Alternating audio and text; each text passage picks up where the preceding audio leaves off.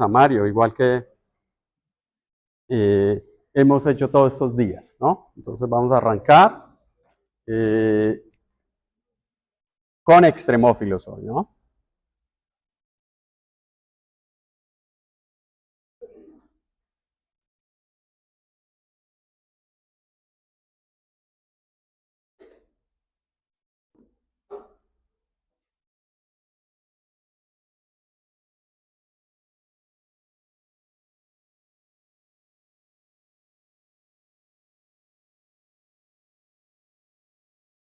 Listo.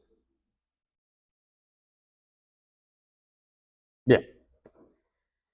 Entonces, todos estos días hemos hablado de células, hemos hablado de ácidos nucleicos, hemos hablado de ADN y hemos tratado de entender qué significa toda esa información, que en realidad es información guardada en las moléculas, ¿sí? O sea, no es de exclusividad en entenderlo para la biología, sino que todas las ciencias tienen la posibilidad de absorber la información. De hecho, contamos, por ejemplo, que dentro de los inicios de la biología molecular y de los estudios de membrana, los líderes en esos aspectos fueron los físicos, ¿sí? La estadística ha sido muy importante en todos los trabajos de la vida, desde la genética, ¿no? Hay un gran padre de la estadística que fue un gran biólogo, que fue Fisher, ¿sí? Muchos nos acordamos por todo lo que hizo en biología, ¿sí? Todos los aportes que hizo en el mundo de la biología, pero él es uno de los grandes padres de la estadística. Dense en cuenta que prácticamente muchos de los trabajos en el siglo XX se mezclan porque hay que aportar a distintas áreas para tener elementos suficientes, ¿sí? Y poder hacer construcción concisa y en buen sentido, porque si la estadística no tiene la información, entonces vamos a crearla, ¿sí? La necesitamos en biología, sí, pero no hay nadie ha hecho algoritmos genéticos, entonces vamos a hacerlos, ¿sí? ¿Y quién no utiliza hoy en día algoritmos genéticos para la inteligencia artificial? Todo el mundo, ¿sí? Hasta para buscar películas. Entonces, nuestro tema de hoy son los organismos extremófilos, los organismos que definitivamente han marcado la diferencia por el tipo de vida que tienen. Pero hay algo muy especial de ellos, y es que no es solo el asunto de estar en ambientes extremos, es la maquinaria que portan para poderlos hacer vivir dentro de esos ambientes, ¿sí? No es simplemente que, pues que se tiene alta resistencia, pero ¿qué le da esa alta resistencia? ¿Qué contiene ese organismo para que sea tan fuerte, tan especial? Precisamente una nueva área que surge dentro de la microbiología, como es el trabajo con extremófilos, es la composición de esas moléculas que lo hacen tan fuerte, ¿sí? ¿Por qué las membranas no se disuelven? ¿Por qué aguantan radioactividad? ¿Por qué el calor para ellas o ellos son tan, digamos, efímero y poco importante? Bueno, ¿qué le confiere esa característica? Por eso pongo ahí la enzima polimerasa del ADN, porque una polimerasa en esas condiciones definitivamente debe ser lo suficientemente excelente en función. Que la nuestra funciona a 37. Bueno, la de una y muchas de esas bacterias, por ejemplo, ¿sí? No vayan a pensar exclusivamente que hablamos de extremófilos actualmente por las bacterias. Por supuesto, para nosotros son nuestro referente, ¿sí? ¿El ser humano vive en qué temperaturas? Cuéntenme. ¿En qué temperaturas vive el ser humano? Pues que en Medellín, pues 25. ¿En qué temperaturas vive el ser humano? A ver. Entre menos 5 y 30. ¿Cómo es que es su nombre? Jessica, gracias. Jessica dice que entre menos 5 y 39. ¿Quién da más? Recordame tu nombre. Django, adelante.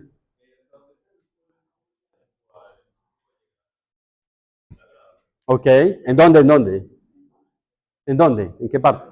Ah, en Rusia, ¿sí? En la Siberia, por ejemplo, ¿sí? Tenemos una ciudad que eh, sí, es fría, es bastante fría en Sudamérica, ¿sí? Bueno, a ver, yo tuve un compañero de doctorado, Nanadum, nunca se me olvidará. Nanadum vivía al lado del lago Yamena, ¿sí? Eso es un país en pleno Sahara. Eh, el Sahara tiene días de 55 grados, ¿sí? Nanadum no era ni más ni menos berebere, ¿sí? ¿Saben ustedes quiénes son los bereberes? ¿Alguien ha escuchado quiénes son los bereberes? Bueno, primero que todo tienes que tener un camello, porque si no, no eres berebere. Y segundo, tienen la capacidad de andar por el desierto transhumando, ¿no? Cuando yo estaba pequeño, yo recuerdo había un reportero colombiano que hablaba que un paisa estaba en pleno Sahara, por allá con un camello. Bueno, esa era en la época en que los paisas nos gustaba andar el mundo.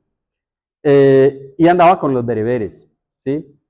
Cuenta Nanadum, él dice, no, yo no aguanto esa temperatura ni loco, que él muchas veces en las ventanas del instituto donde trabajaba allí, cerca al lago Yamena, veía pasar, y era más fresco cerca al lago Yamena, a los bereberes, y un día marcó la temperatura, ¿sí? de su termómetro 55 grados. Y allá los vio pasar, es decir, parecían como derretidos, ¿sí? O sea, 55 es una fiebre y mucho más, ¿sí? Y mucho más, y mucho más. Bueno, en la Siberia, después de que usted deja los, pues, los rebaños enteros, pues, para irse a dormir, después de ponerlos a pastar y todas esas cuestiones, hay que salir a organizarlos. Puede que la temperatura ahí afuera esté a menos 40. Puede que esté a menos 40. Entonces, de 55 a menos 40, ¿cuántos grados son? ¿Está? Bueno, entonces ese es el rango en el que se puede desenvolver el ser humano, ¿no? Y no es extremófilo, ¿sí? Para otros, ¿sí? Pues sí, hay condiciones todavía más extremas, ¿sí? Más difíciles. Entonces, la temperatura, podríamos decir, es un común de extremófilos, ¿no? Encontramos muchas bacterias, por ejemplo, en los termales, ¿sí? ¿Quién ha ido a los termales de Santa Rosa o a los de Manizales? ¿Alguien los conoce? Nadie conoce los termales de Santa Rosa. Uy, están aquí a unos cuantos kilómetros, ¿no? A 200 kilómetros ya tenemos termales, ya hemos traído bacterias que salen del afloramiento volcánico, ¿sí? Que están fluyendo constantemente y de nuevo vuelven y entran al flujo, porque el agua por escorrentía baja nuevamente por la roca y vuelve y sube. Ahí se mantiene, nadie entiende fácilmente cómo esas bacterias viven en esas condiciones y a esas temperaturas, ¿no? Podemos hablar de ácidos, ¿sí? Entonces, ¿a qué temperatura está el pH? ¿A qué temperatura? ¿A qué pH está su estómago? ¿A dos qué? De pH, de la escala de pH, ¿cierto? De pK, ¿cierto? A 2, nuestro pH en el estómago. Bueno, y si usted le pone la mano allí al estómago, si usted pudiera meterse la mano por el esófago y poner su mano, ¿qué le pasaría a su mano? Se quemaría, ¿no? El ácido clorhídrico de su estómago, ¿sí? Quemaría su mano completamente. Y allí tenemos células que aguantan esas condiciones. Primero, nuestras células epiteliales. Segundo, todas las bacterias que pasan por ahí. ¿Todas aguantan esa condición? ¿Qué creen ustedes? ¿Todas las bacterias aguantarán el ácido clorhídrico de nuestro estómago? No. Entonces eso es un primer filtro para nosotros.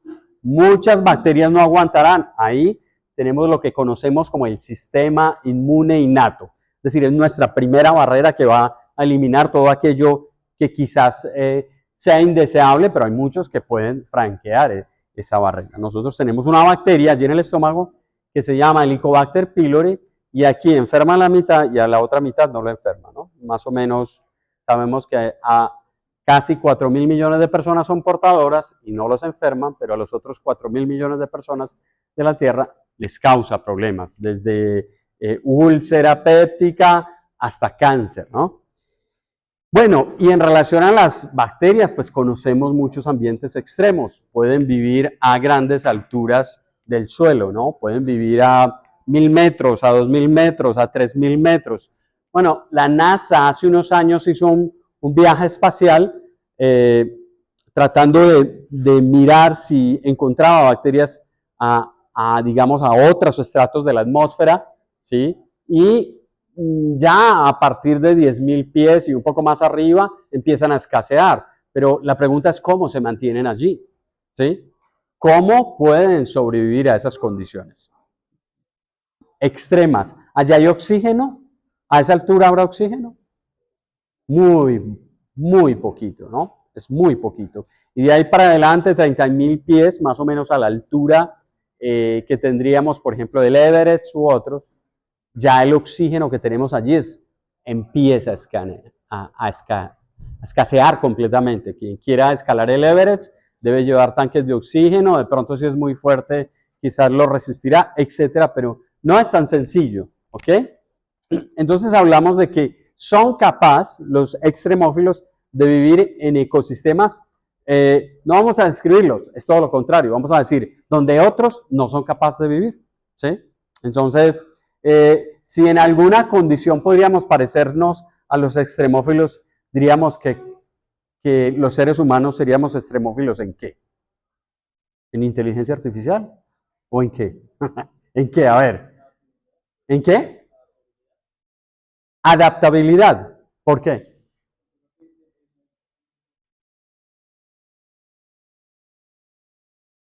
Ya, ok, sí, podríamos decir que cada vez que surge cada circunstancia, bueno, esto cada vez parece que fuera mucho más rápido, ¿no? Es decir, mañana inventan una cosa, pasado mañana son dos y pasado mañana son 10 y entonces dice, ¿qué compro? No, no sé. Es para enloquecerse, ¿sí? Entonces es como la cuestión de Temu, ¿no? Todos los días abre Temu y no sabe qué comprar. Sí, es una locura. Y uno dice, pero ¿y esto?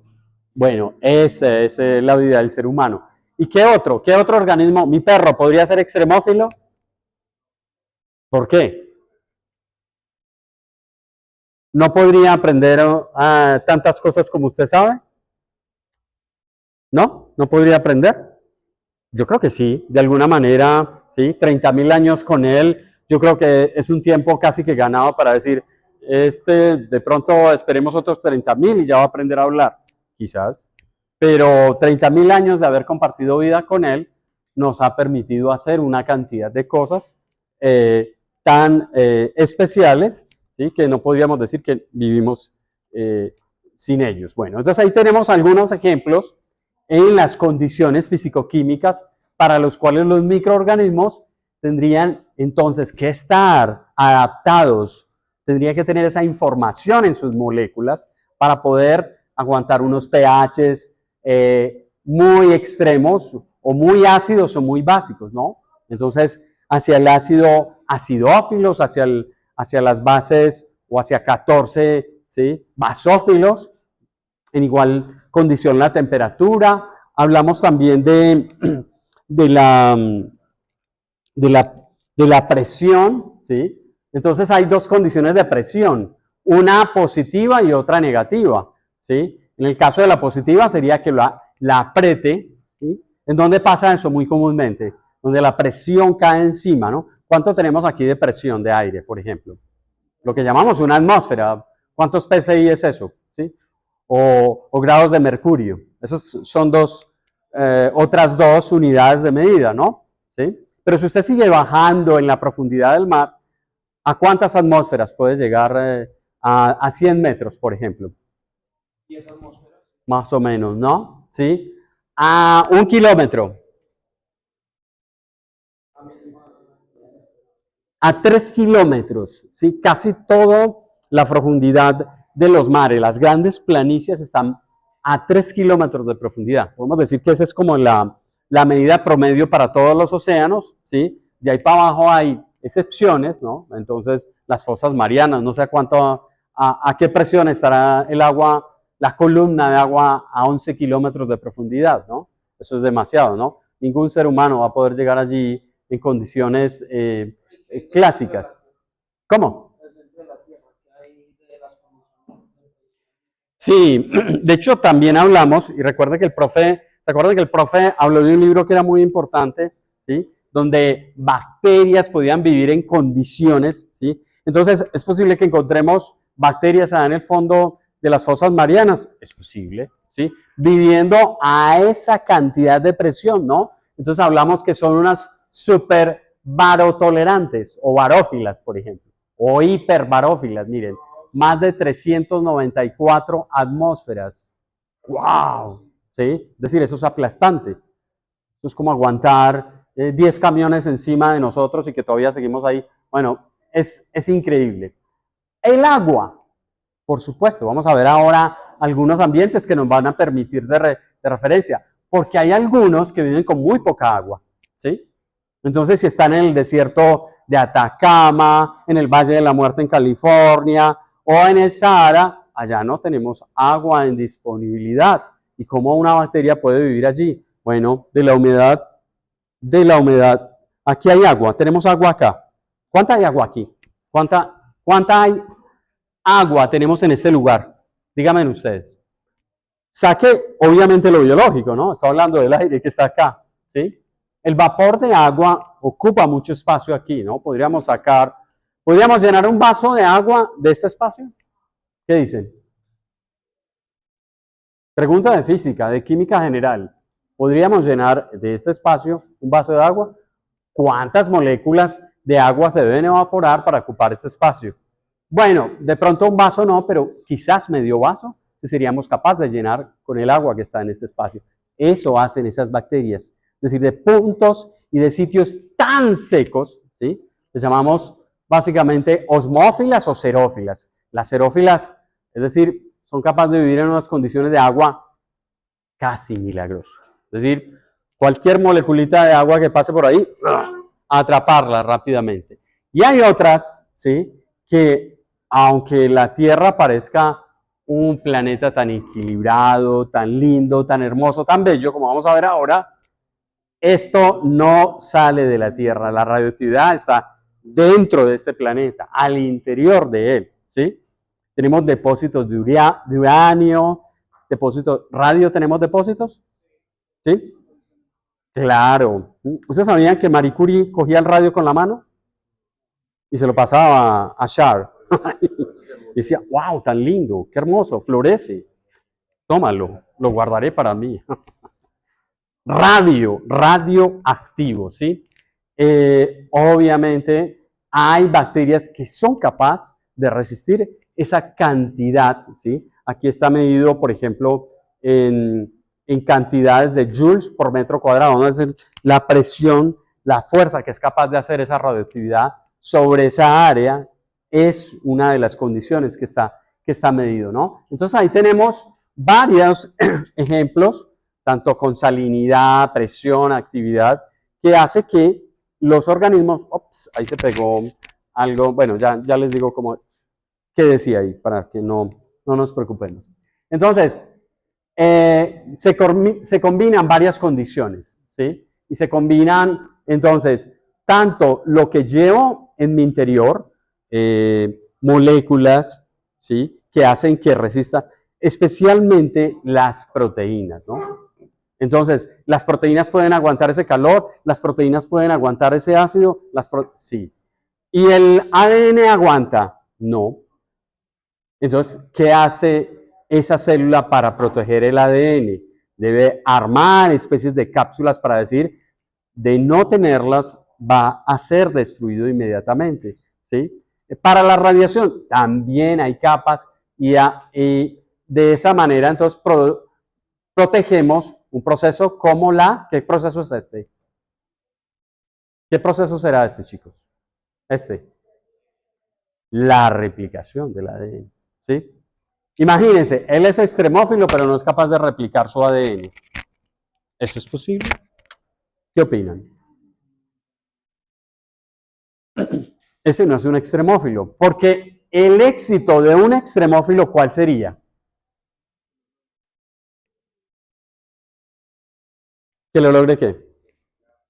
Que su ADN, su generación y sus células sean exitosas en ese ambiente.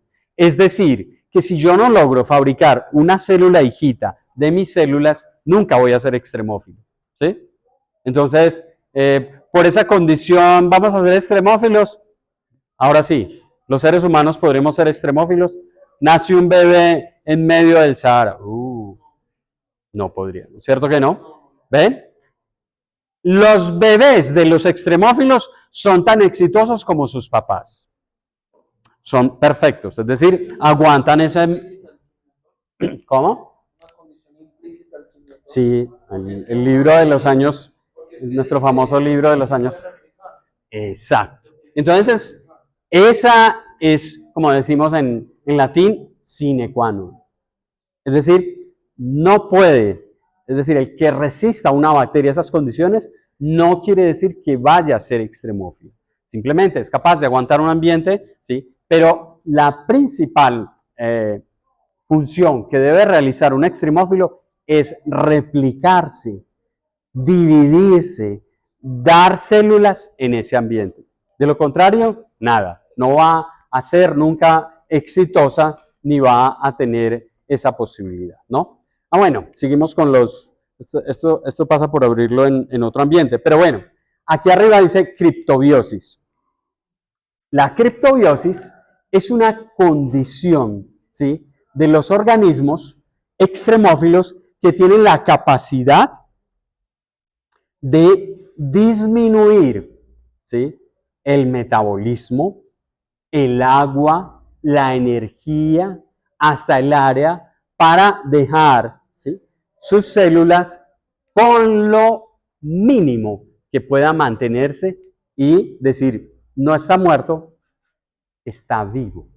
Un organismo en criptobiosis, ¿sí?, ahora le podrán preguntar al profe Mario, no tiene, digamos, esa condición de estar muerto, no. ¿Sí?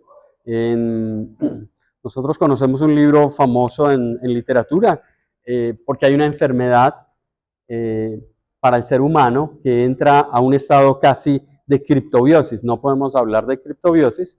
La catalepsia es una condición de un ser humano que puede llegar a 0 pulsaciones, a 0, bueno, ¿cómo hace un pececito en invierno que llega la ola de frío y lo congela? Debe hacer criptobiosis, ¿sí? Para un tardígrado, entonces, se le acaba el agua. Aquí los tenemos en la Universidad de Antioquia, los vamos a ver en nuestro laboratorio, ¿sí? Vamos a ver nuestros tardígrados, ¿sí? Aquí en la UDA, ¿dónde viven nuestros tardígrados? ¿Sí? Porque los vamos a ver en nuestro laboratorio. ¿En dónde? ¿En dónde creen que están aquí en la U? Hay mucha agua allí, es increíble. Las plantas evolutivamente más simples, que las llamamos briófitas, los musgos, ¿sí?, reservan gran cantidad de agua. Allí viven los tardígrados UDA. Entonces vamos a buscar una serie de plantitas musgos que son chiquititas, que viven al pie de los árboles, y ahí vamos a encontrar tardígrados. Cuando llega el verano, como el que va a venir el año entrante, ¿sí?, al parecer va a ser terrible, ¿qué van a hacer nuestros tardígrados? Este no es, claro. Entonces, habrá criobiosis, ¿cuál de esos? Anhidrobiosis es poca cantidad de agua, ¿sí? Anoxobiosis, poca cantidad de oxígeno, ¿sí? Criobiosis, mucho frío, el de los pececitos, ¿sí? Es decir, quedan congelados en medio de los lagos y listo, congelados. Haga usted lo mismo, ¿cierto? Me meten y me congelan. Y luego me descongelan. ¿Será que, está como frío, ¿no?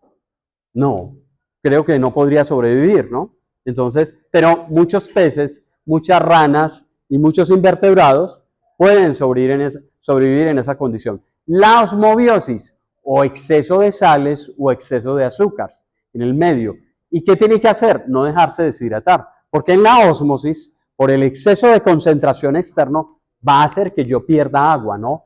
La célula retiene esa pérdida de agua y va a sobrevivir. Y la quimobiosis, bueno, allá hay combinación de otras características, no solo osmobiosis, sino que puede haber algunas sustancias súper tóxicas, ¿sí? Por ejemplo, el cianuro. En mi laboratorio tenemos una cianobacteria que enviamos al espacio hace algún tiempo y aguanta altas concentraciones de cianuro. La sacamos del río Medellín. Es un súper monstruo de alga. Adelante.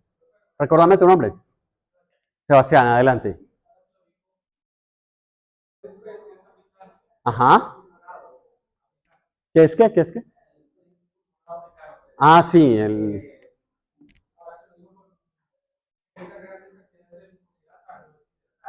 claro. Sí, sí, sí. Criptobiosis, de la criptobiosis, sí. Sí, por ejemplo, algunos peces en África llega la sequía y la sequía es mortal, ¿no? ¿Sí? Entonces, algunos ponen huevos y otros, ¿sí? Quedan en ese estado. Entonces, en medio del barro van a quedar completamente desecados. ¿Qué esperan? Que llegue el agua. Criptobiosis completamente, ¿sí? Exacto. Su metabolismo se reduce a condiciones mínimas, pero hay otra cosa que debe ser esencial, es decir, no debe haber muerte celular por las condiciones extremas, ¿no? O sea, si a eso nos pasara, pues habría inmediatamente muerte celular. Estos animales, estos organismos, estas plantas, estos protozoos y bacterias tienen la capacidad de reducir el gasto de energía para mantenerse en buen estado y que no se rompa la célula. Entonces debe al perder volumen, al perder agua, se vuelve más sólido, ¿sí? Se parece a una roca, lo que hace que lo pueda proteger, ¿sí? Y el viento lo va a llevar un montón, sí, va a estar a expensas de todas esas condiciones ambientales, pero cuando vuelva a haber buena cantidad de agua, cuando la temperatura sea más propicia, cuando las concentraciones de salinidad sean más llevaderas, entonces allí uno de estos tardígrados va a volver, ¿sí? Como lo decíamos en biología, nacer por segunda vez, quizás, ¿sí? Hay una especie de desarrollo nuevamente biológico que le va a permitir mantenerlo en el ambiente. Esta es una de las publicaciones clásicas. En mi época todas estas publicaciones salían en journal de astrobiología. Ahora todo lo de astrobiología lo encuentran en todos los journals. Eso es maravillosamente increíble. Este es de microbiología y el tema es, por supuesto, como le dice ahí en el abstract, habla de la vida en otros lugares distintos a la Tierra. Eso no aparecía nunca en los journals ni de biología ni de microbiología, no. Eso eran temas vedados en los años 80 y de ahí hacia atrás, ¿no? Tenemos una grafiquita allí muy bonita dentro del artículo. Entonces, precisamente habla de esos posibles ambientes extremos que tenemos, ¿sí? Los polares, los del Polo Sur, ahora Mario nos va a contar un poquito sobre eso. Los sitios al lado de los volcanes, ¿sí? A mí me maravilla, por ejemplo, en la isla de Sicilia está el volcán Etna y más o menos cada 2-3 años hay una erupción grandísima. Hay unos bosques de pinos súper exitosos y la lava los barre completamente. 2 años después ya hay plantulitas. Bueno, eso es una cosa bastante sorprendente, ¿sí? Igual en las profundidades del mar, entonces tenemos con altas presiones, pero también podemos tener mezclado, ¿sí? La condición de alta temperatura, alta presión y alta salinidad. Entonces allí empezamos a utilizar un término de poliextremófilo. Ya no solo aguanta una condición, sino 2, 3 y etcétera, ¿no? Aquí hablamos de volcanes de altas concentraciones, por ejemplo con azufre. Ahora vamos a mirar algunos sitios de la Tierra que parecen más lunares. El ácido pues en condiciones, ya sea o que lo recuperemos, ¿sí? En drenajes, donde limpiamos, bueno, hay sitios que son tremendamente contaminados, no sabemos cómo allí aparecen las bacterias, o en distintos sitios debajo de nuestros suelos, ¿no? Y debajo de la placa, de las placas continentales marinas, o donde se encuentran. Allí podemos tener incluso microorganismos, sí, recuerden el libro del profe Jorge, ¿no? Microorganismos que nunca han tenido la luz y que allí pueden aprovecharla y vivir bajo esas condiciones donde posiblemente no tenemos ni siquiera oxígeno en disponibilidad, donde quizás esa condición anaerobiótica le permite entonces mantenerse para hacer quimiotrofía y no nada que ver ni con fotosíntesis ni con dependencia de otros elementos que encontramos mucho más amables y más llevaderos en la superficie terrestre. Vamos a ver esos ejemplos. Me encantan porque ojalá alguno de ustedes algún día, ¿sí? Algún día antes de morirse, visite uno de estos sitios, ¿sí? Algún día. Nuestro país tiene además unos sitios maravillosos. Recordame tu nombre que ya casi lo pronuncio bien. Wicarium. Adelante, Wicarium. Sí. Algunas de las especies están Sí. Extremófilos, claro que sí. ¿Por qué? Porque de todas maneras la radioactividad ha sido supremamente alta. Y bueno, digamos que no son solamente bacterias, ¿sí? Ya hemos encontrado hongos, listo. Y hemos encontrado plantas, sí. Y las plantas y los hongos les llega a aves y pasan y pasa usted con el Geiger y hace shhh. ¿Alguien ha usado un Geiger? Bueno, aquellos que hemos tenido la oportunidad de usar un Geiger, sabe que si uno se lo coloca algo radioactivo, hace un ruido muy, muy fuerte. Cuando explotó Chernobyl, el jefe que yo tenía en CIET, pues todavía yo estaba terminando mi carrera y él le tocó la explosión de Chernobyl y ellos salieron al exterior, ahí en Alemania, pusieron el Geiger así y hacía un ruido ensordecedor. Estamos hablando de más o menos 1500 kilómetros del sitio de explosión. O sea, la radioactividad que había allí fue pavorosa, había mucha, mucha radioactividad. Entonces vamos a mirar esos sitios y vamos a ver a Chernobyl también entre los, ¿sí? Este es en África, ¿sí? En Etiopía. Es un sitio espectacular. Ahí hago énfasis en los elementos que vamos a encontrar en gran cantidad, o al menos una que otra sal, ¿no? Puede haber sales de potasio, de fósforo, de azufre, ¿sí? Y es las zonas, de las zonas que tienen una alta actividad volcánica allí en esa zona de Etiopía, en África. Ahí muy cerca, sí, está el Valle del Rif. ¿Alguien sabe por qué el Valle del Rif es importante?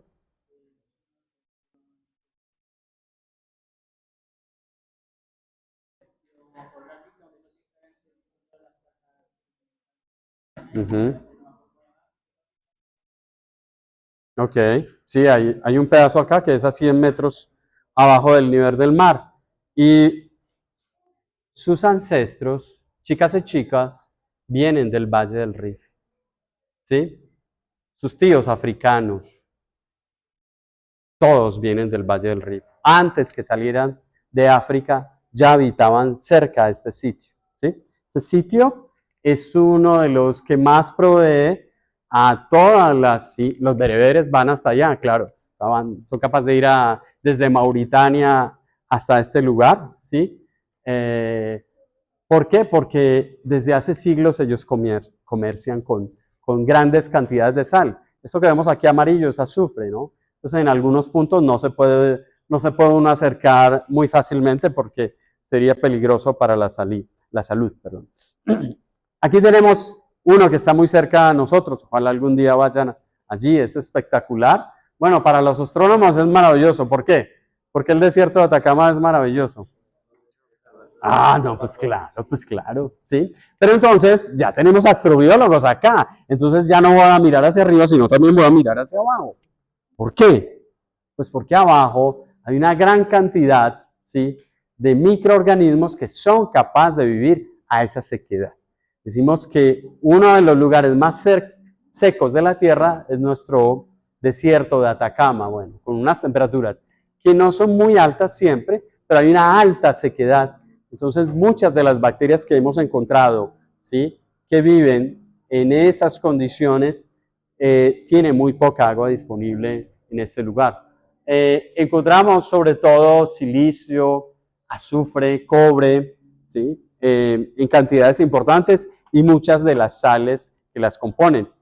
Esa composición le va dando a uno pistas, es decir, ¿cómo así? Si allá son capaces de vivir con esos elementos, debería haber azúcar, debería haber gran cantidad de compuestos orgánicos para alimentarse. No, los extremófilos no tienen toda esa disponibilidad. Este es uno de los sitios más grandes del mundo. Era hace aproximadamente 400 millones de años, era una selva tropical, ¿sí? Y las condiciones climáticas, las condiciones de cambio, ¿sí? Pasamos de grandes fríos o glaciaciones, como les llamamos, a grandes calores. El Sahara no aguantó todas esos extremos. De hecho, arrastró una gran cantidad de regiones que secó hacia Asia, ¿no? El desierto de Arabia, ¿sí?, y otros desiertos casi hasta llegar a China, el de Gobi, ¿sí? Como han visto la cantidad de arena que vuela desde el Sahara hasta Sudamérica. Bueno, nuestro Amazonas está ahí en deuda casi o producto de la presencia del Sahara, porque precisamente vamos a ver una región que es el borde en Sudamérica de lo que cae a América y pues es producto del Sahara en Sudamérica, ¿sí? Aquí tenemos el Valle de la Muerte, ¿no? Gran cantidad de sal por todos lados. Es un lugar espectacular porque allí hay mucha sal de muchos tipos, ¿sí? Entonces van a darse cuenta que hay, por ejemplo, en algunos una gran cantidad de magnesio, cloruro, potasio. Todos estos elementos son muy importantes para la vida, ¿sí? Y se utilizan bajo esas condiciones. Recuerden que el sodio, el cloro, el potasio, el fósforo son esenciales para la vida.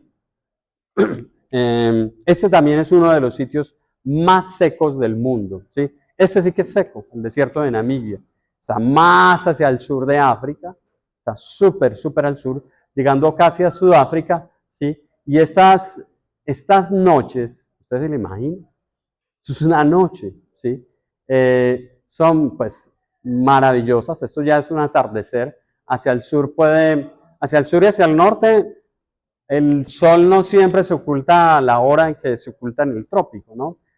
Usted puede estar en Dinamarca y a las 10 de la noche hay un sol de atardecer espectacular, ¿no? Eso en verano, ¿no? Entonces, las condiciones de sequedad en estos desiertos, pues no son muestras solamente porque los árboles se han secado. No, hay puntos donde puede haber pequeñas cantidades de plantas que pueden vivir en ese medio. No es un desierto oasis como el Sahara, pero encontramos elementos clásicos de los otros desiertos del mundo, ¿no? Este es el Salar de Uyuni. ¿Dónde queda el Salar de Uyuni? Exacto. ¿Quién ha ido al Salar de Uyuni? Próxima visita suramericana, chicos. No se vayan a morir de este mundo sin visitar el Salar de Uyuni. Ah, por eso decía que tenemos sitios espectaculares. Sí, yo conocí de este país unos sitios increíbles. Estuve en el cráter del Ruiz. Todavía no había hecho erupción, ¿sí? Estaba muy joven, todavía no había llegado a mis 18 y ya había llegado con mis compañeros montañistas hasta el cráter del Ruiz. No había hecho erupción todavía, no había pasado la tragedia de Armero. Ya conocía el Cabo de la Vela, bueno, conocí una cantidad de sitios que tiene Colombia, pero este lugar es maravilloso, ¿sí?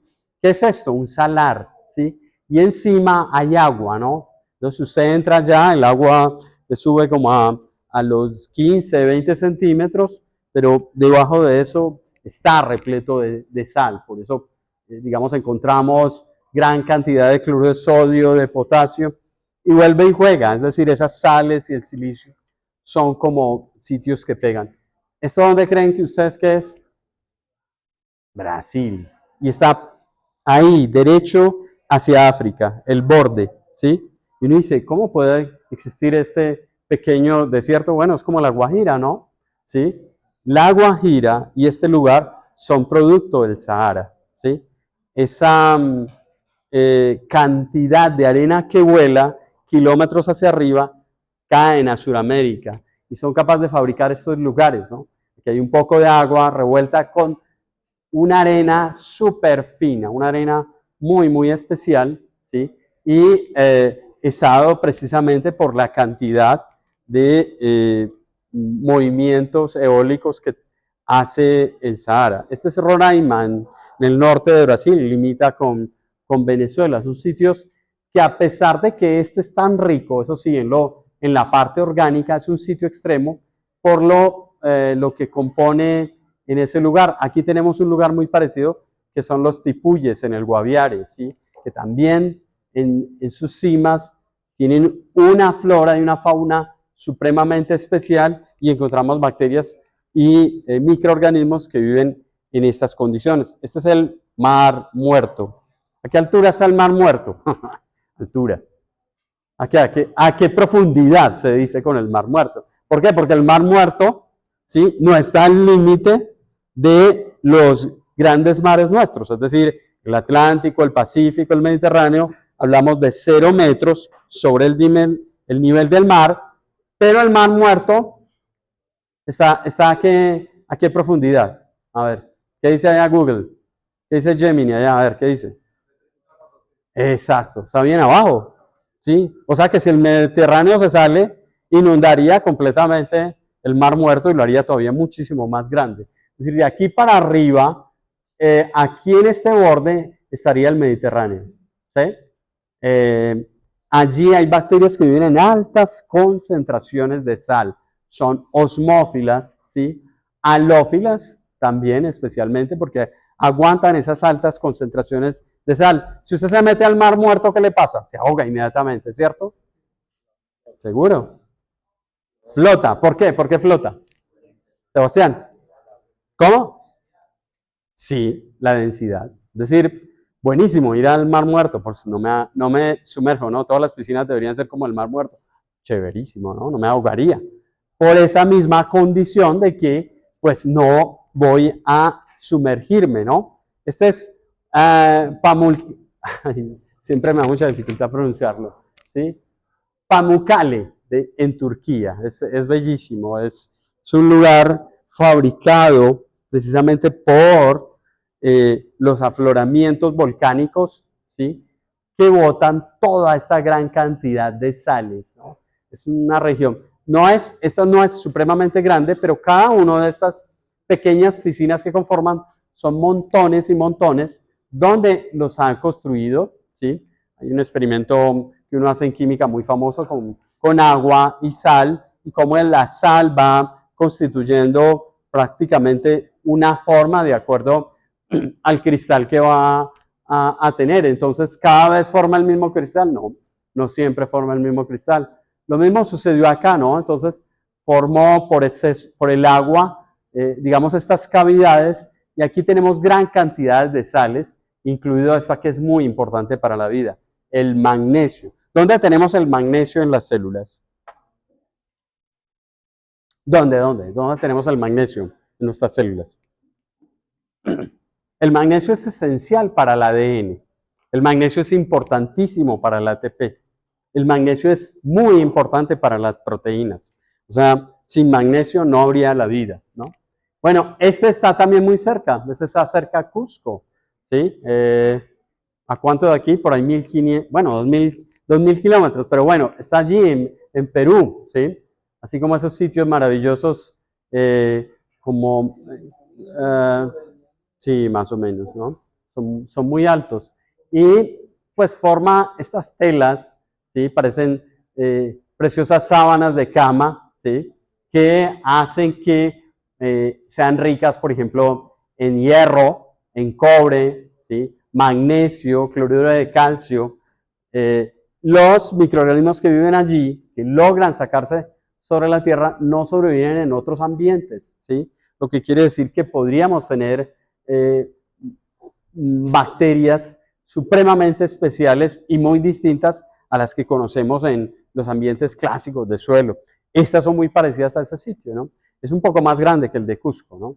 Y se llaman precisamente arco iris también, porque son unos paisajes también muy parecidos al peruano, pero hay distintas composiciones. Son más bajos, pero parecen pintados como por un pintor renacentista, ¿no? Es decir, hay pedazos completamente bien dibujados, mezclados como por regueros de colores. Entonces encontramos cafés, verdes, azules, etc. Este es muy grande. Ese nos va a hablar ahorita Mario, ¿sí? Es tremendamente grande y pasa, digamos, de bordes en donde encontramos a nivel del mar, ¿sí? A muros que pueden, al borde del mar puede tener 1 kilómetro de altura, pero más adentro el espesor de la nieve puede llegar a ser de 4 kilómetros. Es decir, que toda esa agua que soporta el continente tiene más agua dulce que cualquier sitio de la Tierra. La mayoría de agua dulce terrestre está allá, ¿sí? O sea, si nuestro polo sur se secara, la tiraríamos al mar y pues se iría toda esa gran cantidad de agua dulce. Este es en los famosos parques del oeste americano, ¿no? Y este sitio es famosísimo, ¿no? Es el gran lago de Puerta del Sol, ¿sí? Aquí está, ustedes ven las personas, más o menos el tamaño del lago, o no podrían meter las manos allí, pues porque les quemaría las manos, le degradaría la piel, y está lleno de bacterias, repleto de bacterias, ¿sí? Es un sitio muy famoso, de los que uno diría, ¿alguna vez tienes que visitar algo así? Sí, es en el Parque Yellowstone, el famoso Parque Yellowstone. Y ahí hay estos geysers. ¿Por qué estos geysers los pongo ahí? Es porque al salir los geysers es igual que nuestros termales colombianos. Dentro, en la boca, está lleno de microorganismos. Ahí abajo, ¿sí? Y está súper caliente, ¿no? Usted no se puede acercar mucho allí porque se quemaría, ¿no? Entonces el agua al caer pues se ha enfriado, pero esto está a unas temperaturas altísimas y nadie creería que a esta temperatura, aquí en este borde, haya bacterias, ¿sí? Hay bacterias que sobreviven bajo esas condiciones.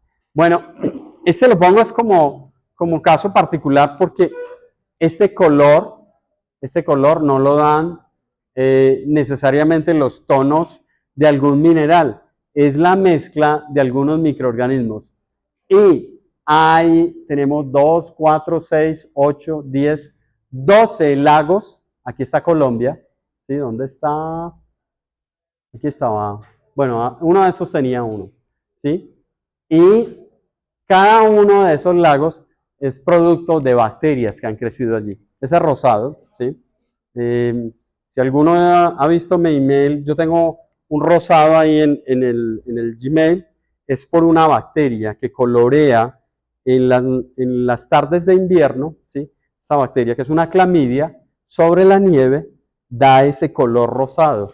Entonces no es que el paisaje sea rosado o solamente por la puesta de sol, sino es la bacteria que crece. Este es el mismo caso en estos lagos. Este es el australiano, pero lo hay en varios sitios, en Canadá, en Tanzania, en Bolivia, en Yucatán, en Senegal, en Azerbaiyán, y hay de otros colores dados por las bacterias. Bueno, ¿quién creería que en este borde está lleno de bacterias, aquí en ese borde? ¿Qué temperatura calculan ustedes que hay ahí en ese hervidero tan espectacular? ¿Sí? Puede pasar de 500, 600, 700 grados.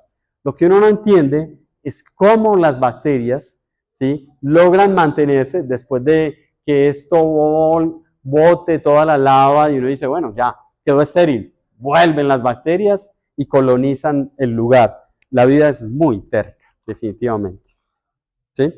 Entonces, en estos bordes, uno diría, parecido al Etna, pues está básicamente en Indonesia, ¿sí? Cada vez que explota, pues causa estragos en los bordes, pero quienes llegan primero allá son hongos y bacterias, ¿no? Después de que pase toda esta masa de lava, uno diría, no, ya. Y aquí sí creo que está el colombiano, ¿no? Porque estos son lagos en las alturas, ¿sí? Lagos que están al lado de los volcanes. Entonces uno dice, ¿cómo se va a llenar esto de bacterias? Están repletos de bacterias, llenos de bacterias. Aquí de vez en cuando aflora, sí. Bueno, he tenido la oportunidad de conocer la famosa Laguna Verde en Colombia, ¿no? Está aquí muy cerca, cerca a Manizales, y está llena, llena de cianobacterias. Ustedes sacan el agua, ¿sí? Mira al microscopio o lo lleva al laboratorio y es verde completamente. Laguna Verde en Colombia está llena, llena, llena, ¿sí? Y es un lago completamente volcánico, es decir, le puede caer de vez en cuando, es decir, cada 100, 200, 300 años, una gran cantidad de lava. Pero también tenemos los sitios extremófilos que por accidente el ser humano, Chernobyl, ha fabricado de alguna manera. Y sin embargo, las bacterias, los protistas, animales y plantas, por alguna razón, nuevamente han llegado allí. Nada raro que el ser humano vuelva allí. Este es el famoso.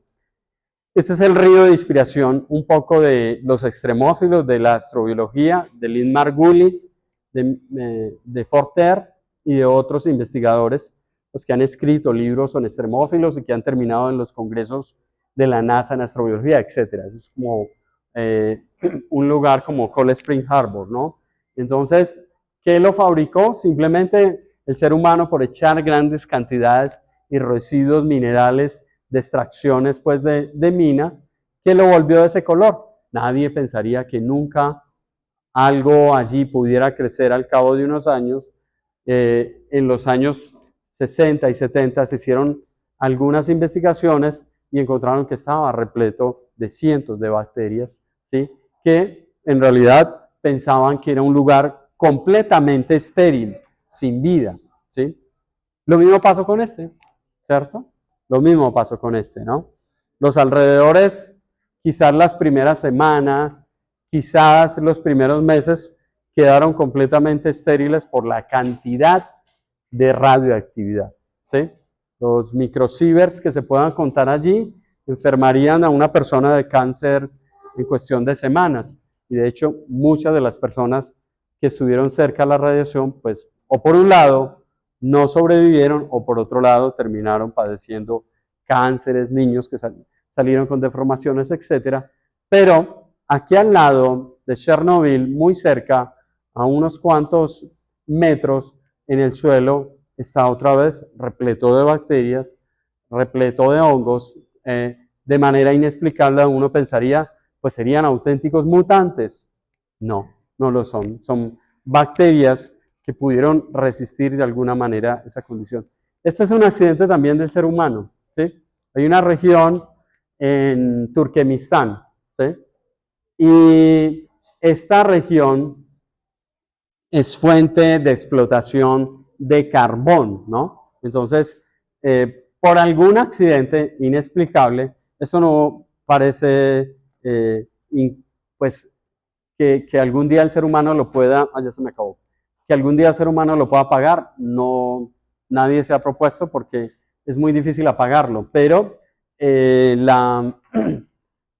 las llamas que forman, es decir, hacia abajo, siempre alimentadas por los compuestos que están allí, no las han podido apagar el ser humano, ¿sí? Siempre está encendido, ¿no?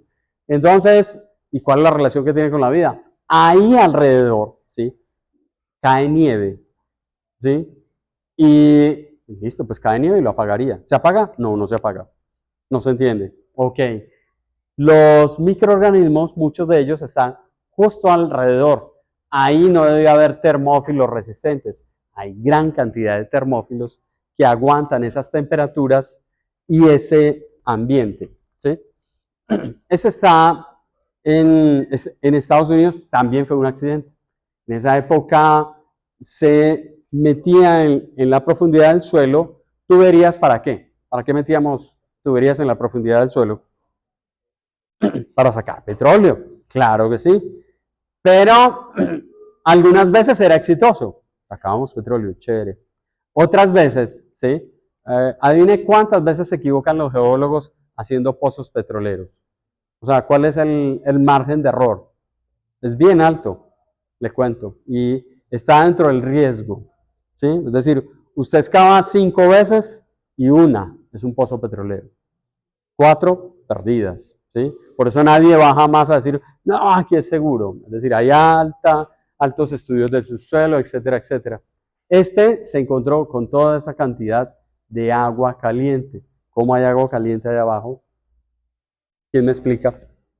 ¿Qué pasa con esa agua? ¿Hay mares en el interior de la Tierra calientes? ¿Tenemos algún dato al respecto? Sí, pero ¿qué pasa con el agua? ¿Cómo llega a juntarse con un volcán? Porque es agua caliente, ¿cierto? Entonces, el agua, ¿sí?, de los ríos logra pasar, ¿sí?, rocas porosas, ¿sí?, que se van a encontrar ¿con quién? Con lava volcánica, ¿sí? Al encontrarse con lava volcánica, pues, es decir, buscan la forma de salir, ¿sí? Mucha del agua sale por los volcanes, definitivamente, ¿sí?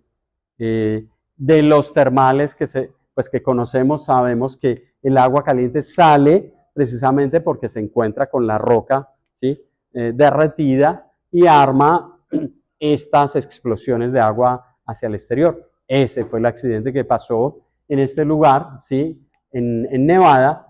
Es una región antiguamente volcánica y toda la profundidad es altamente, está en movimiento por las placas, ¿sí? Ahí tenemos el resumen, entonces, nuevamente, de esos extremófilos, para que los tengamos en cuenta. Esperemos yo estaba esperando que ya llegara Mario, pero bueno, ya debe venir. No, faltan 15 minutos.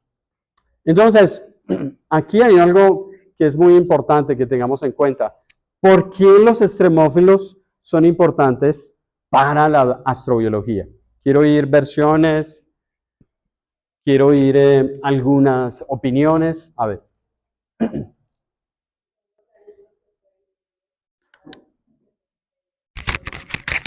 O sea, no los podemos llevar de la Tierra y podrían colonizar otros planetas. Es verdad. Tendríamos éxito, ya hemos visto. Ok, bajo esa condición. ¿Qué otra opinión?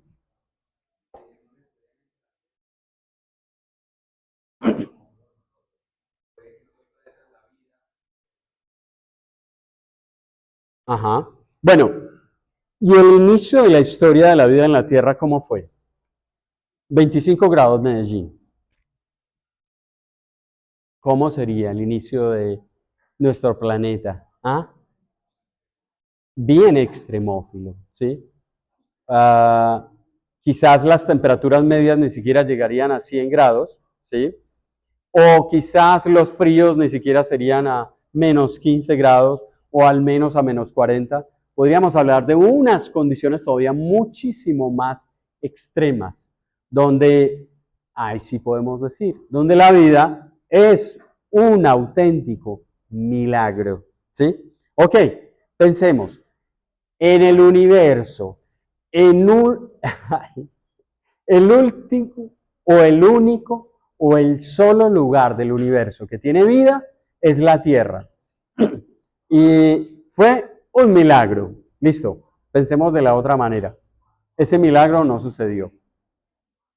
No apareció la vida. Y como era solo en la Tierra, ya, el universo no tuvo vida. ¿Qué opinan ustedes? Quiero oír opiniones ahí.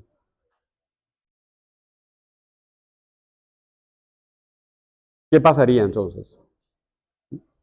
Qué suerte, ¿no? Nunca supimos, claro. Nunca llegamos a desarrollar, ¿sí? Nada de lo que tenemos, nunca llegamos, sí. Pero en tantos sitios como hay en el universo, que sabemos que hay biomoléculas, que sabemos que hay condiciones muy parecidas, que sabemos que hay características quizás tan extremas como estas, ¿sí?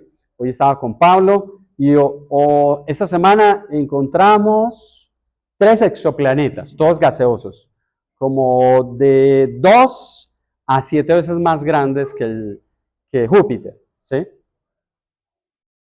Nada habitable. Bueno, no sabemos si dentro de Júpiter haya algo tan raro o tan parecido. Tampoco hemos bajado a la superficie de Venus para decir, definitivamente aquí no encontramos vida. No, no hemos hecho el experimento. Solo el lugar donde hemos bajado, Marte, nada más. O sea, llevamos uno y ya contamos todo lo que nos falta. Nos falta mucho todavía, ¿no? Y ese es el vecindario, ¿no? Entonces, en otros lugares, ¿sí? De nuestra posibilidad aquí cercanos en el vecindario, ¿sí? Ya sabemos que hay 6.700, me dijo Pablo, sí, algo así, como 6.700 planetas, de los cuales como el 10% podría ser tierras, es decir, tienen agua, tienen alguna condición parecida, ¿sí? Y podrían albergar algunos de los microorganismos terrestres, bien, ¿sí? Recuerden, el martes hablamos de panspermia, ¿sí? ¿Será que una bacteria como E. coli, que la llevamos en nuestro aparato digestivo, aguantará viajar por el espacio tan fácilmente? ¿Qué opinan? E. coli, Escherichia coli. No es tan extrema, ¿sabían? Es muy patógena, pero no le gusta ambientes tan extremos. Crece en agua donde está muy limpia o en agua donde está muy sucia. Pero la suciedad de esa agua es excremento humano, ¿sí? O sea, hay mucho alimento orgánico, ¿sí? Mucho carbono para hacerla sobrevivir. Pero no son como las que vimos hace un momento, ¿no?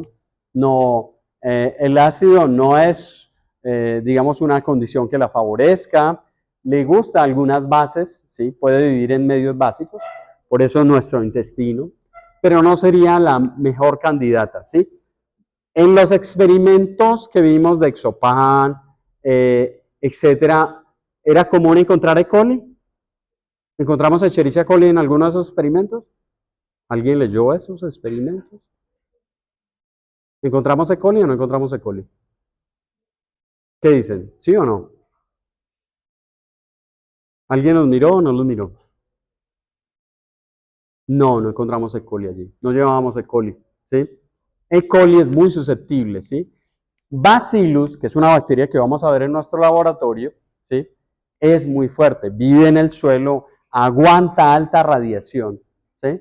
Por eso, en los experimentos fuera de la Tierra, los hemos llevado hasta el espacio a ver cómo se comporta, ¿no? A ver qué tanto aguanta, ¿sí?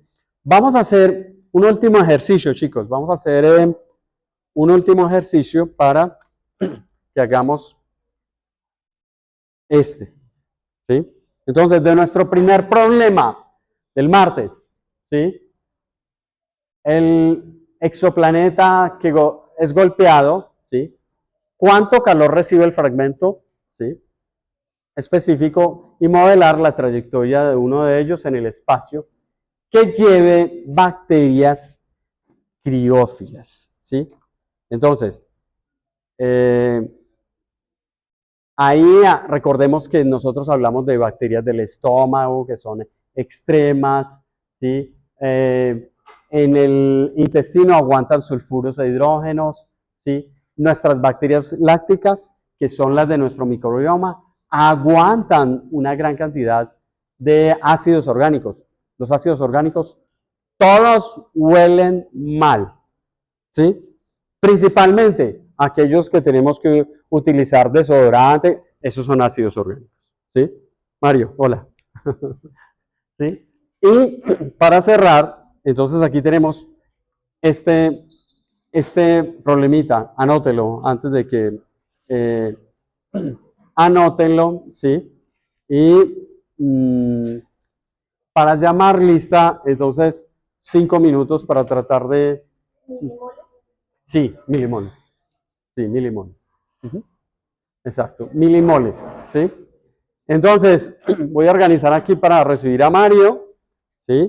Y ustedes van trabajando allá y esta última parte nos dedicamos a hablar de los extremófilos de la Antártida.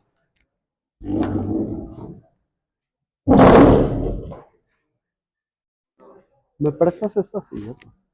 Esta sí. Gracias.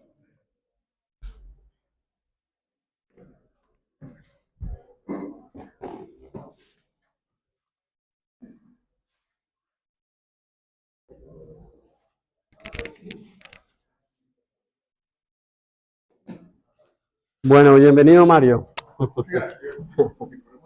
Claro, corramos los valores. ¿Estás grabando esto? Sí, está grabando. Está grabando. Vamos a levantar esto un poquito.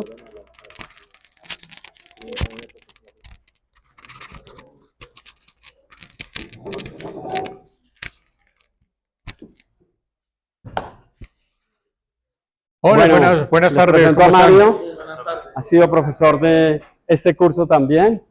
Estuvo en la Antártida y vamos a preguntarle a Mario y que Mario nos cuente eso de la experiencia un poco de los extremófilos y de ese ambiente tan especial para abrir, por supuesto, el curso que viene, que es de ecología. Mario no pudo estar pues precisamente porque se fue para allá, pero bueno, nuevamente lo tenemos de regreso por acá. Mario, bienvenido. Gracias. Bueno, consiguieron una contratación mejor que yo, entonces, a Cristina. Nuestra Entonces, colega, sí, sí. nuestra colega. Entonces, bueno, bienvenidos ya al final de este curso, o al menos del módulo de Mauro. Hablar de extremófilos es hablar de donde nosotros no vivimos, ¿sí? Esa es una condición de que sea extremófilo. Las condiciones en las que tal vez nosotros no vivamos, o la mayoría de los seres en el planeta no vivamos, y eso hace pensar que, bueno, los únicos que nos hacemos la pregunta de si son o no extremófilos, o si somos o no extremófilos, somos nosotros. Entonces, creo que ningún otro animal u organismo evidente se hace esa pregunta. Claro. Tal vez, o tal vez se la hacen y nosotros no lo sepamos. Es una condición específica. Mario, cuando llegó, pues Mario ha ido varias veces a la Antártida, no es la primera vez. Nos mandó una fotico de unos pingüinitos, ¿sí? Que soportan, digamos, un poco la presencia del ser humano ahí a unos cuantos metros. Digamos que no es tan fácil acercárseles a ellos, ¿sí? Mario, esos pingüinos, podríamos decir que son extremófilos. Bueno, es chistoso porque realmente como la península antártica donde yo he ido, pues es la península que hace o que tiene la zona más, entre comillas, cercana al trópico, y es la que más tiene efectos del cambio climático. Entonces, por lo tanto, es la que más se descongela. Y pingüinos también viven allí en la península antártica. Y pues lo interesante es que donde hay hielo, pues ellos tratan de subirse al hielo, y donde hay pues suelo descubierto, pues ellos no tienen nada más que hacer sino vivir sobre el suelo descubierto. Entonces, ellos de una u otra forma están buscando estar cómodos, estar tranquilos, y la comodidad de ellos es en el frío de ellos sobre el hielo. Ustedes ponen la mano en la nevera arriba, en el congelador que está a -20, y no aguantan, ¿qué? 10 segundos con la mano ahí metida, tocando la escarcha. Bueno, los que todavía tienen neveras con permafrost. Ajá, ¿Sí? exacto, el hielo. Ajá. Que mantiene con escarcha. Pero, o tener un hielo en la mano, realmente pues lo va uno quemando, tiene la sensación. En cambio, ellos viven en el hielo necesariamente, pero los pingüinos han tenido como se han puesto de acuerdo. Entonces los emperador y los rey, que son los más grandes, ellos ponen los huevos en invierno, en el invierno austral. El invierno austral, el invierno de la Antártica es eh, en marzo, en abril, a mitad de año, que es el invierno, es el opuesto al otro hemisferio. Entonces, en el hemisferio norte estamos en verano y allá están en invierno. Y en el verano austral es noviembre a marzo, donde hay invierno en el hemisferio norte. Entonces, los pingüinos emperador y rey viven en los bordes, bueno, todos los pingüinos viven en el borde de la Antártica. Ningún pingüino vive en el centro de la Antártica, que es donde incluso hace mes y medio se reportó la menor temperatura en el planeta no antes registrada y fue menos 77 grados. Menos 77 grados en la mitad de la Antártica, ¿sí? Todo el centro del continente. Ustedes saben que la Antártica es un continente, el Ártico es un hielo que crece y decrece.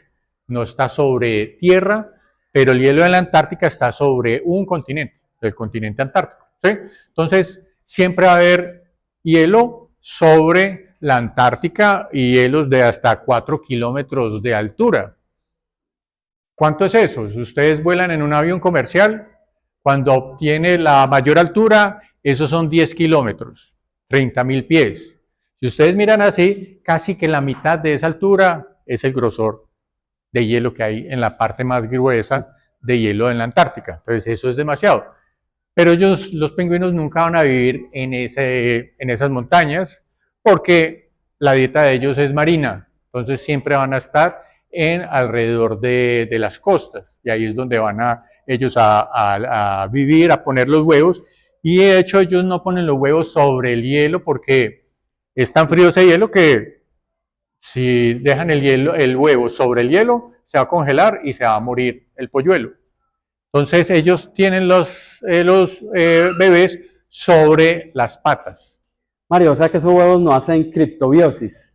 No, de hecho, no, eso no puede. Entonces, hay algo interesante con la criptobiosis y es que creo que la hemos definido mal.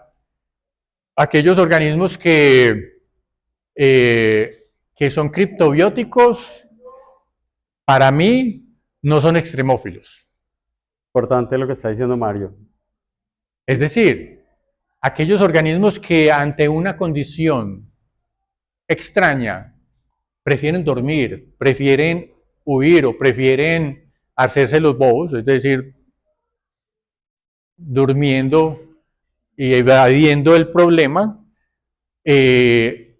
no son extremófilos, porque son cobardes. No, esto está muy frío, mejor me duermo. ¿Sí? No, esto está muy caliente, mejor me duermo. No, esto tiene mucho alcohol, no, mejor me duermo. Y ese proceso de dormirse, que bien lo llama Mauro, criptobiosis, vida escondida, es un proceso que hace que los organismos sí puedan resistir condiciones, pero están dormidos. Entonces, a ciencia cierta, cuando uno habla de organismos extremófilos, es que están desarrollándose y reproduciéndose en esas condiciones. Hace rato les estaba hablando de criptobiosis. Yo iba a preguntar sobre pues, los osos que hibernan durante todo el invierno, valga la redundancia. Pues, eso es criptobiosis. Esa fue una pregunta que tuvimos hace tiempo, ¿no, Mario? Entonces, ahí... sí, entonces, por cierto, pues un virólogo corrigió a un zoólogo, entonces yo tenía entendido que tanto el oso como la osa pues hibernaban, pero solamente es la osa con sus dos ocesnos, porque generalmente tienen dos ocesnos. Ustedes van a encontrar términos como invernar, hibernar y tener el proceso de criptobiosis. Invernar sin H y con V de vaca es simplemente pasar un invierno, un periodo corto, oculto, pero no implica que se duerma, no implica que huya de esas condiciones. Entonces, las ardillas en el hemisferio norte pueden invernar, se meten en su huequito, pero ellas cada rato salen a buscar, a escarbar en el hielo a ver dónde ocultaron ellos los frutos para podérselos comer. Exacto. Ahora, invernar con H y B de bueno es lo que hacen los osos, particularmente las osas por ejemplo, la osa polar. ¿Sí? Entonces se esconden, duermen mucho tiempo, tanto que primero la osa necesita comer mucha grasa para poder seguir lactando a los bebés. Ella se despierta después de 4 meses, flaca, muy peluda, y los ocesnos, pues, ellos casi que nunca durmieron porque, bueno, ellos sí disminuyeron de su fisiología, pues, su ritmo fisiológico, pero siempre han estado amamantándose. Por eso, entonces, cuando se termina la hibernación, pues, los osos son un poco más grandes, los ocesnos, pero la mamá es muy flaca, está muy flaca, y entonces comienza a comer. Y eso pasa en algunos otros osos. Recuerden que los osos son solamente del hemisferio norte, y de ahí viene el nombre de Ártico. Ártico es tierra de osos.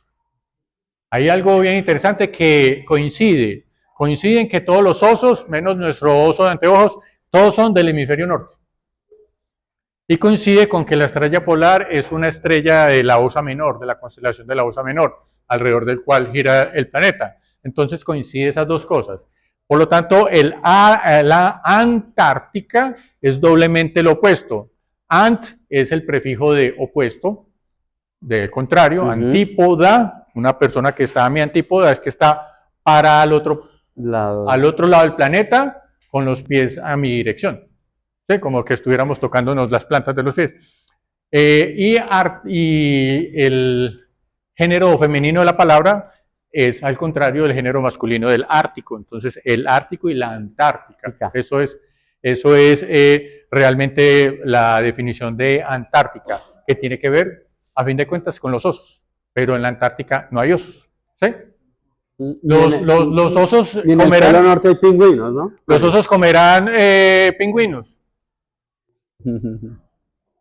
Como dice el chiste, un oso no se puede ver ni en pintura con un pingüino. ¿Sí? Porque son hemisferios diferentes. ¿Sí? Pero esto es dato adicional. ¿Para qué me invitaron? Pero no, tienes toda la libertad, Mario. Dato adicional. En el hemisferio norte hay aves que son del género pingüino. Nosotros somos del género Homo, es el primer nombre en el nombre de la especie. Pero en el Ártico hay especies que tienen de género Pinguinus. Pero ningún pingüino del hemisferio sur, de la Antártica, es del género Pinguinus. Entonces, cuando los conquistadores, todos estos navegantes llegaron al hemisferio sur, a la Antártica, y vieron unas aves muy parecidas a los pingüinus, del género Pinguinus del hemisferio norte, que a fin de cuentas le llaman como alca, le pusieron pingüinus porque eran muy parecidas. Pero ningún ave, ningún pingüino de la Antártica es del género Pinguinus. Y muchas aves del hemisferio norte son del género pingüino. ¿Sí? Entonces, a fin de cuentas, los osos polares sí comen pingüinos. Pero los del hemisferio norte. Los del hemisferio norte. Entonces, cuando hablamos de esa condición de extremófilo es que esté incluso reproduciéndose en esa condición. Exacto. Por eso yo digo que los tardígrados y todos los osos, todos esos, pueden ser no extremófilos porque no se reproducen en esa condición. No, son cobardes para esas condiciones extremas y entonces prefieren dormirse. Lo interesante es que, por ejemplo, por ahí hay un cuento en el que que los tardígrados duran 130 años en ese estado criptobiótico. Recuerden, criptobiosis es disminuir las funciones fisiológicas en un 95% y evitar que el congelamiento a otros agentes, como mostraba Mauro en la diapositiva, dañen la célula. ¿Sí? Entonces, ¿cómo se daña la célula con hielo cuando se congela?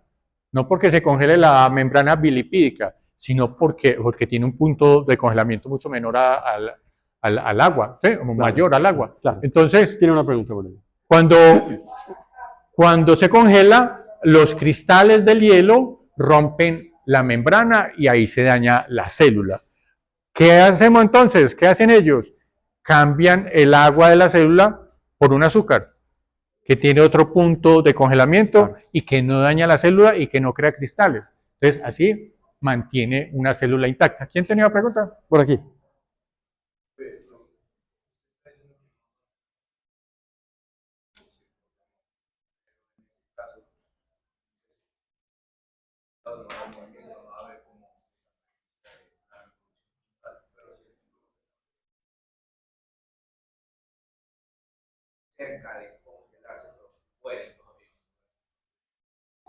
Sí, pero entonces ahí viene la respuesta fisiológica, así como el tardígrado tiene unos azúcares para resistir ese congelamiento, pero dormido, el krill que mencionas, que es uno de los problemas de los últimos tiempos hemos cazado tanto el krill o pescado tanto el krill que las ballenas se están quedando sin alimento, etcétera, etcétera. Pero ese krill vive en agua, recuerden que el agua en el Ártico, en la Antártica, el agua que se congela y que se vuelve hielo es agua dulce.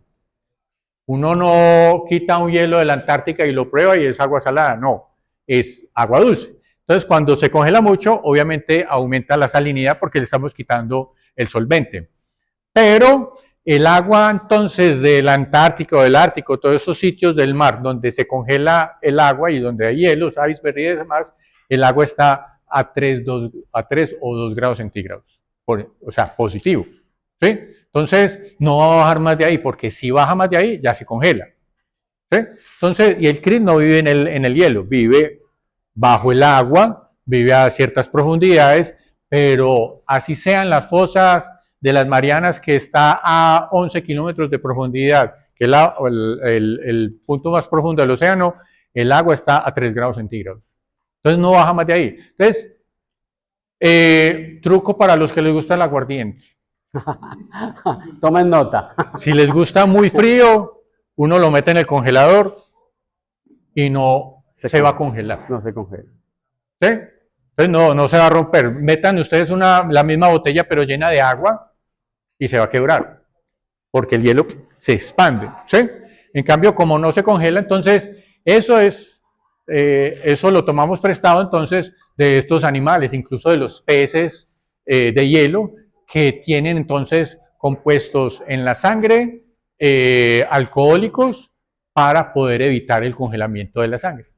¿Sí? Pero pues 3 grados centígrados, eso puede ser que no funcione demasiado como un anticongelante, pero sí evita que algunas funciones de la célula paren, por lo tanto entonces siguen funcionando. Claro. Entonces ahí hay un montón de situaciones. ¿Cómo se defienden los peces a grandes profundidades, a 8.000 metros de profundidad?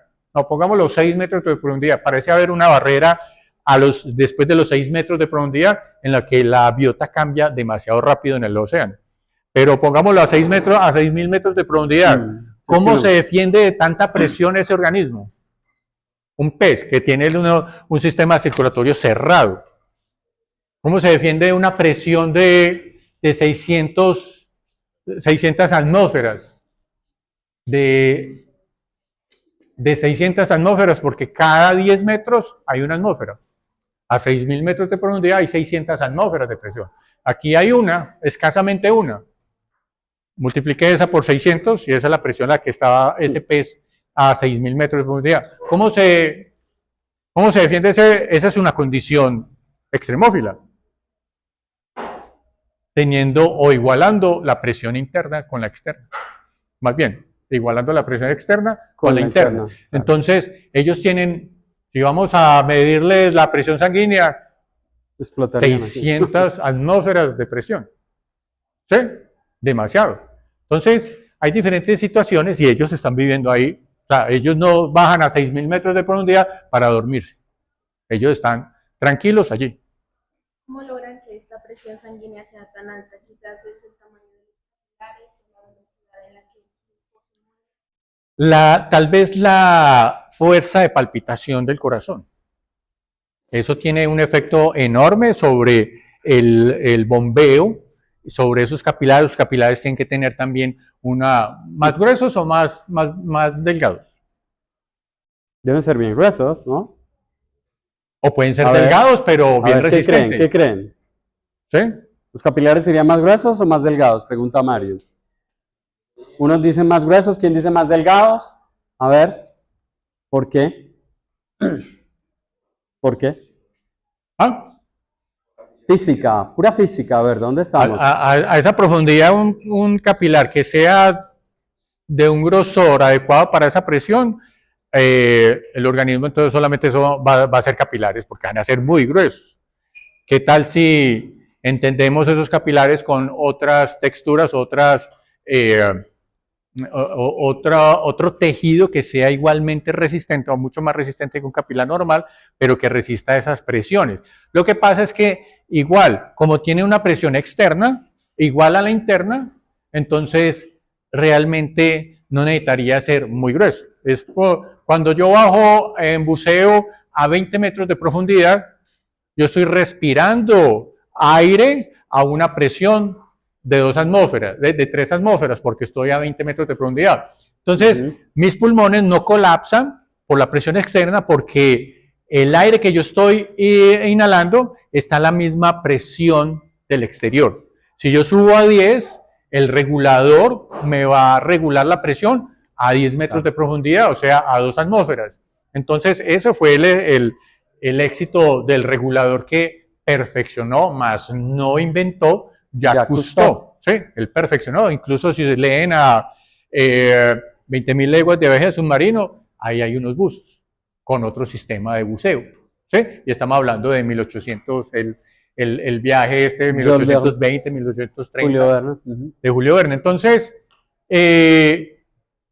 los organismos se han ajustado a sus ritmos normales de vida en diferentes condiciones, y que si esas condiciones son muy anómalas para nosotros o para la vida normal en el planeta, y la vida normal, lo digo entre comillas, la vida normal en la superficie del planeta, entonces eso es extremo. ¿Sí? A 6.000 metros de profundidad, en compuestos metanógenos, en compuestos alcohólicos, en compuestos que tengan una temperatura, bueno, por ahí dicen que menos 272 grados, pero no creo que se alcance esa temperatura con algún líquido en el planeta, pero dice, es que los tardígrados resisten a menos 272. No, eso es pura paja. ¿Sí? Bueno, Mario es especialista de tardígrados. Mario nos ha traído tardígrados de la Antártida, y además pues es un experto buscador de tardígrados aquí en la universidad, o sea que nos va a proveer de algunos tardígrados. Bueno, y también de gusanos marinos. Exacto, él es especialista de tubícolas. Entonces, en la Antártica tuve la ocasión por error, hacer un par de experimentos. Y es que tomé unos gusanos marinos del agua a 2, 3 grados centígrados, los llevé al laboratorio, los estuve observando, para que no se mueran. ¿A qué temperatura los tengo que poner? A 2, 3 grados centígrados. ¿Sí? Entonces los puse en una nevera, en un nevecón en la parte de abajo, pero sin saber, ese nevecón en la parte de arriba, pues que tiene ese pequeño congelador, me congeló las muestras. Me congeló el tarrito con las muestras. Entonces, incluso eso funcionó con unos gusanos, con unas lombrices de tierra, que también, lombrices de tierra, entre comillas de tierra, pero estos son del sedimento marino, y con unos gusanos marinos como estos que tengo atrás, y los logré revivir. Entonces, se me había congelado el frasquito con los gusanos. Entonces, lo que hice fue pues ponerlo en el calor de la mano durante 5 minutos, haciéndole así fricción y todo eso.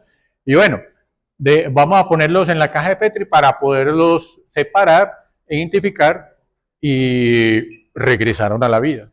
¿Sí?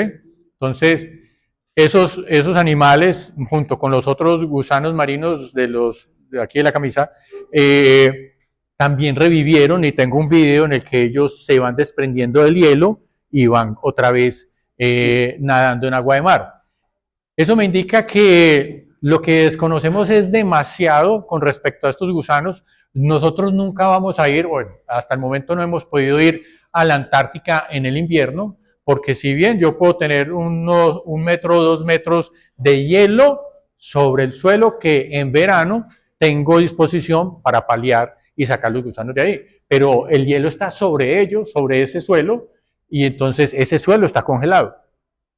Entonces, eso me indica que posiblemente esos gusanos se congelen en el invierno y cuando comience a descongelarse ellos regresan a la vida. Pero ¿cuánto demoran congelados? Por ahí 4 o 5 meses. Yo los dejé una noche simplemente. Entonces, estos gusanos que incluso son del grupo de los que viven en las ventilas hidrotermales, es decir, a más de 500, 600 metros de profundidad, hay unas ventilas hidrotermales que son realmente uniones de las placas tectónicas del planeta, crean unos oasis de vida. Ellos, allá no llega la luz como para hacer fotosíntesis, sino que hay unas bacterias que utilizan los compuestos químicos que salen de estas fumarolas del fondo marino, que están ricas en sulfuros, en hierro, en un montón de otros compuestos, utilizan esos compuestos para hacer quimiosíntesis.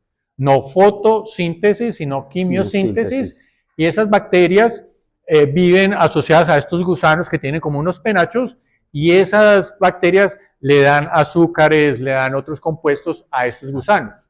Entonces estos gusanos viven felices allí a 120, 130 grados centígrados. El agua no ebulle allí por la presión que tiene de toda la columna de agua que hay. Entonces no ebulle, pero sí está a esa temperatura. Y no es pescado cocinado. Exactamente. Entonces, ahí viven, entonces de esos gusanos se alimentan unos cangrejos, se alimentan unos peces de esos cangrejos, y hay una red trófica ahí bien interesante, y son oasis en las fracturas entre continente y continente, y entonces esos sí son extremóvilos, porque ellos están despiertos, ellos están reproduciéndose allí, ellos están felices. Ustedes tienen acá mucho calor, ¿sí? Eso es un estrés térmico que ustedes están sufriendo en este momento. Cuando uno va a Santa Fe de Antioquia, uno pasa unos 20 minutos comiendo paleta, tomando agua fría, pasando ese calor. Luego uno ya se acostumbra. Sí. Eso es lo mismo que le pasa a los organismos, entonces, cuando se van adecuando a diferentes condiciones. Nosotros, pues, se mueren los organismos extremófilos para que nos vean nosotros jadeando en Santa Fe de Antioquia. Esto por 4 o 5 grados centígrados está jadeando. No, sí. Entonces, todas esas condiciones son las que estamos evaluando en la Antártica. A estos gusanos marinos los hemos acalorado y los hemos fijado en sales para evaluar la fisiología, cómo responden ellos ante este acaloramiento. Esta última vez no solamente los acaloramos, sino también los acidificamos, es decir, en un evento de cambio climático, el océano no solamente se va a calentar, sino que también se va a acidificar por la cantidad de CO2 que hay en la atmósfera, se convierte en ácidos carbónicos. Entonces disminuimos el pH a estos organismos, y ahí tenemos todo eso para poderlo evaluar a través de la fisiología, a través de cómo responden estos organismos ante esos eventos de cambio climático. Mario, en estos años que ha pasado, y se supone que el año entrante esperamos un calor excepcional, ¿sí? ¿Qué cambios has visto tú en esos organismos? ¿Qué adaptaciones entre pues, extremo sí. y normal? Realmente, pues los cambios uno no los ve evidentes, los cambios uno los percibe en el ambiente. Pues la primera vez que fui a la Antártica fue 2016, luego regresé en 2017, regresé en 2022 y ahora pues llegué ahorita en Semana Santa, y lo que he visto es que el océano se calienta, se ha calentado allá mismo en las mismas fechas 2 grados centígrados. No ha habido tanta nieve, por lo tanto en las noches pues no puede bajar tanto la temperatura del agua, pero es lo que estamos tratando de evaluar. Eso es desde el 2017 realmente que lo comenzamos a fijar para ese experimento, versus los de ahora, a ver cuánto han cambiado en su fisiología. Pero ¿qué analizamos de la fisiología?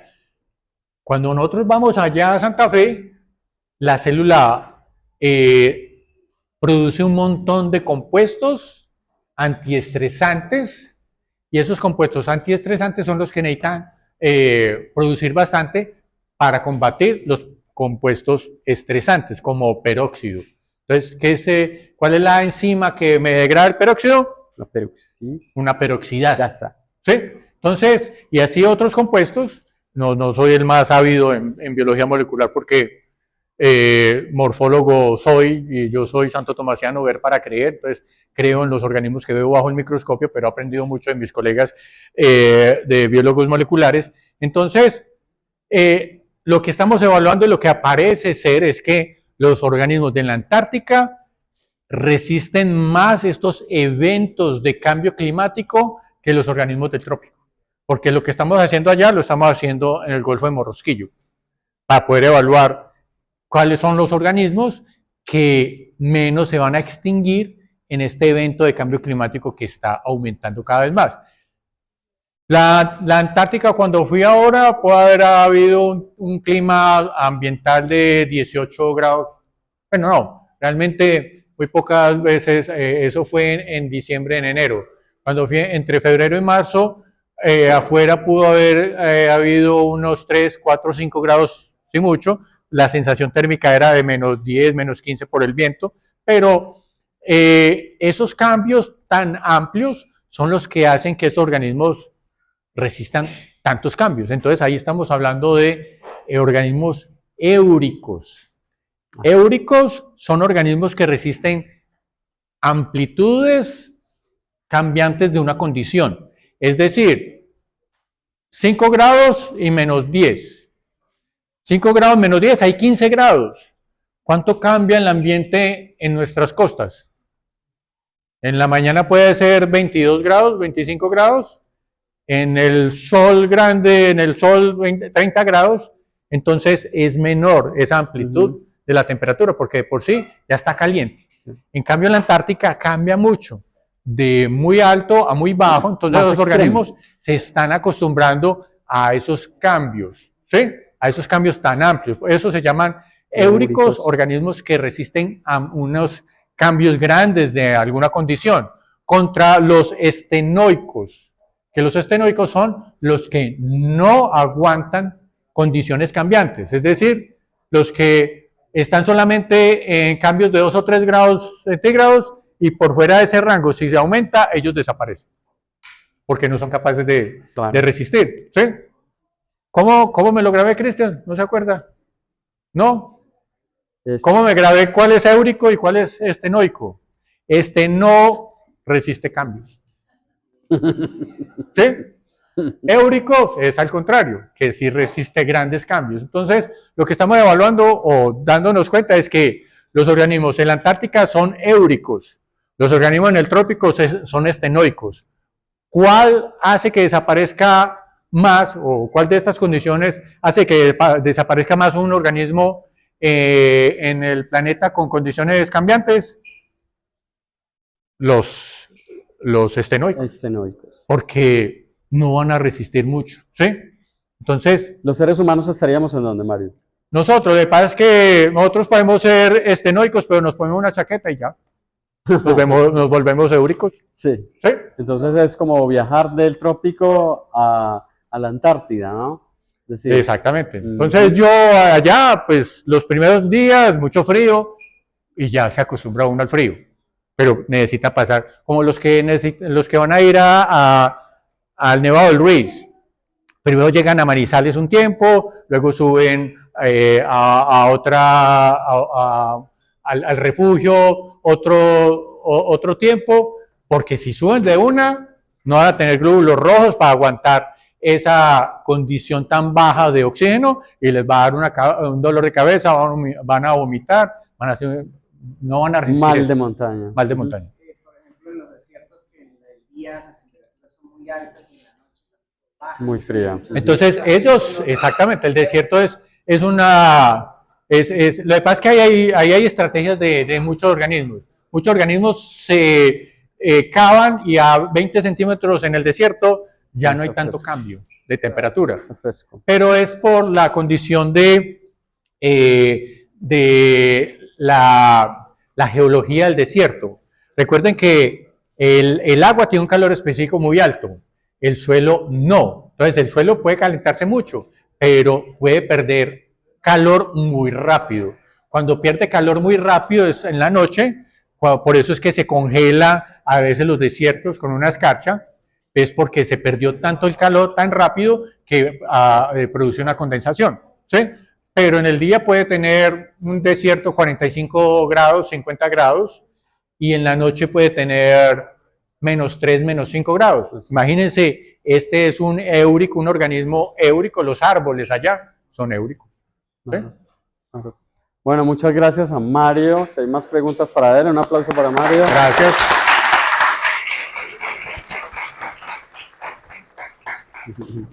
Gracias, muchas joven. gracias. Ya, no, está muy bien. Gracias, te agradezco mucho.